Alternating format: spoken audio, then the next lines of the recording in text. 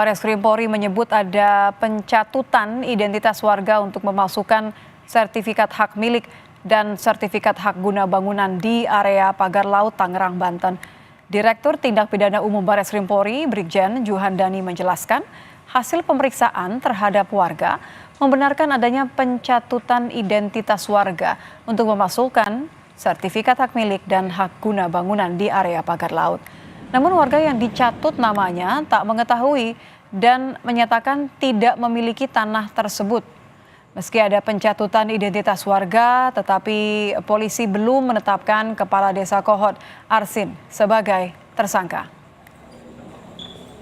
Kita dapatkan sisa ataupun sisa kertas yang digunakan yang kita duga dan kita melihat identik dengan kertas yang dipakai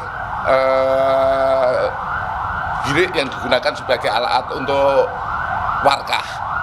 Dan ini sudah kita dapatkan dari keterangan kepala desa maupun sekdes juga mengakui bahwa alat-alat itulah yang digunakan. Hasil pemeriksaan yang sudah kita laksanakan terhadap beberapa warga memang benar dipakai dicatut namanya dengan meminta KTP, fotokopi KTP yang akhirnya dimunculkan dalam surat-surat ini. Sementara warga itu tidak mengetahui dan menyatakan tidak memiliki menguasai tanah tersebut.